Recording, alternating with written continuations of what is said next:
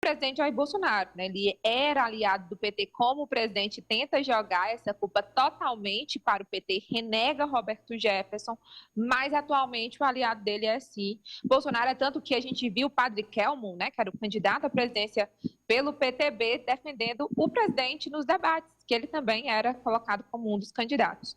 Bom, depois de 8 horas de resistência, ele se entregou à polícia. A ordem de prisão foi emitida pelo ministro do Supremo Tribunal Federal, Alexandre de Moraes. De acordo com Moraes, por repetidas vezes, Roberto Jefferson violou as medidas cautelares da prisão domiciliar. Ele estava preso em casa por causa do estado de saúde, mas ele é réu em inquéritos no STF que investigam organização criminosa e organização também nos atos antidemocráticos, que atua essa organização criminosa tanto na internet quanto também nesses atos no meio da rua pedindo fechamento do Congresso e outros atos considerados aí contra a democracia. Aquela fala, aquele vídeo que foi gravado por Roberto Jefferson chamando a ministra Carmen Lúcia de prostituta foi só o estopim das outras violações que ele fez, que era conceder entrevista, ele não podia, estar nas redes sociais também não podia.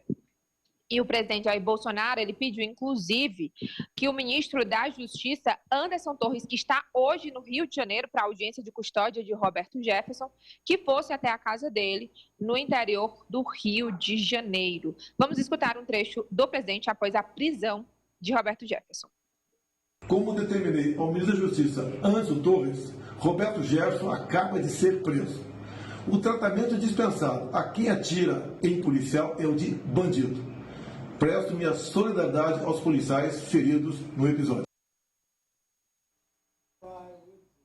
Bolsonaro, você vê que ele calculou onde é que ele poderia ser atingido entre o eleitorado feminino, porque foram ataques a uma mulher, antes de ser ministra, Carmen Lúcia é uma mulher, e também a policiais, porque Roberto Jefferson disparou pelo menos 20 vezes com um fuzil e ele confessou esses disparos, tanto em um vídeo dentro da casa dele quanto fora.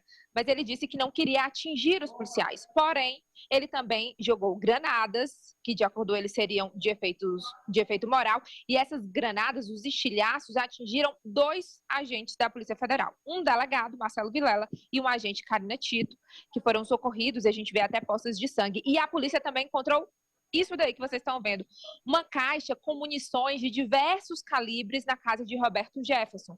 E provavelmente os delegados, né, já devem saber de onde, se realmente essas munições saíram do Exército, que é de uso restrito, e como Roberto Jefferson teve acesso. Então, além dos crimes que ele já era investigado, outros crimes também serão acrescentados, Ananias, como, por exemplo, tentativa de 4 homicídios, não apenas 2, mas de 4, além de injúria e ameaça.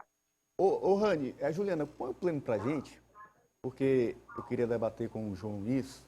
Ô, João, essas munições foram encontradas pela Polícia Federal depois que prendeu Roberto Jefferson e vasculhou a casa dele. Ele não estava em prisão domiciliar? A pessoa em prisão domiciliar pode ter fuzil, granada e esse monte de munição aí? Primeiro que, na verdade, se transformou aqui a questão de caso de saúde em motivo para se colocar preso em casa, né? É um motivador, isso não pode ser. A lei prevê que apenas os casos graves, em que não haja possibilidade de tratamento, de consumação de medicação na instituição prisional, que se faz a transferência.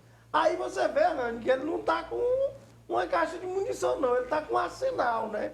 O problema agora, aí, é que, na verdade, hoje em dia, investigar essa questão da origem, a maioria dos fuzis, hoje em dia, é permitido o uso por civil, na condição de colecionador e de CAC. São os CACs, né? É permitido a maioria dos civis portar esse tipo de munição.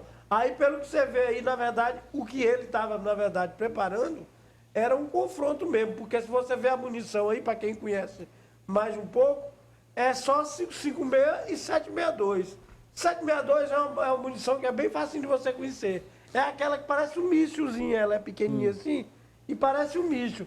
Então você vê aí que não tem munição tem pouca munição para pistola, a maioria é munição para fuzil. realmente ele estava pronto para o embate.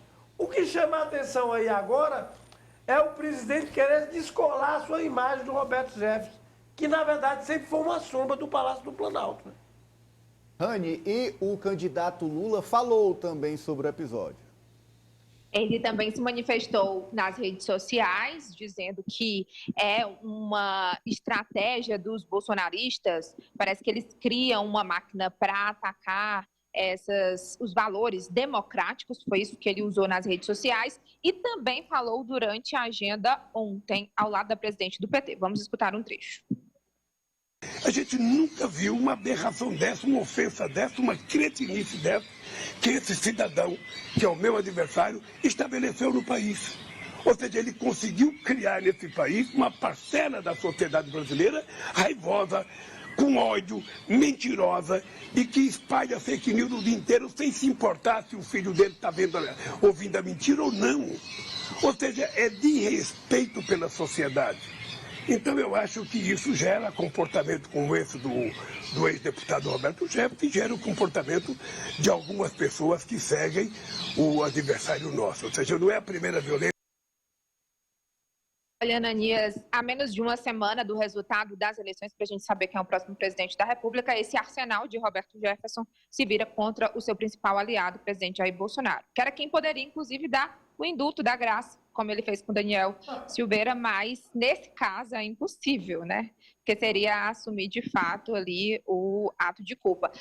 Também repercutiu entre os próprios policiais, por exemplo, a Associação dos Delegados, eles disseram que não aceitam esse tipo de violência contra os policiais, ainda mais durante o exercício, né, da profissão, e também que vão cobrar punição sobre isso. E a Federação dos Agentes da Polícia Federal, eles também disseram que o atentado é contra o próprio Estado. Agora à tarde, o ministro da Justiça, como eu havia falado, Anderson Torres, e também o diretor-geral da Polícia Federal estão no Rio de Janeiro para acompanhar e debatem, nesse momento, na Superintendência da Polícia Federal, sobre a situação de Roberto Jefferson, que está em uma cela isolada no presídio de Benfica. Também teve repercussão de outros parlamentares. Vamos escutar um trecho? Sim.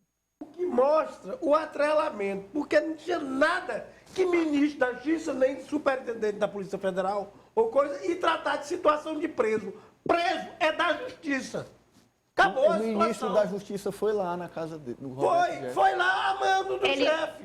Mas você vê como não dá para desatrelar, quando você tem uma ligação, não dá para desatrelar.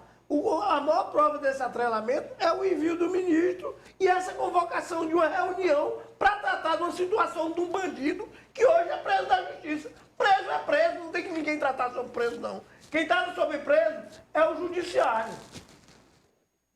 Ananias e João, sobre o ministro da Justiça, ontem ele não chegou aí, porque o próprio ministro Alexandre de Moraes fez chegar até ele, antes de que ele se deslocasse, que qualquer tentativa de dificultar a ordem da prisão seria também levada em consideração como prevaricação. Então, portanto, e foi até interpretado aqui nos bastidores no Congresso como um ato errôneo do presidente Jair Bolsonaro envolver o ministro da Justiça, porque aí ele pode se prejudicar ainda mais com o setor, né, de segurança dos policiais.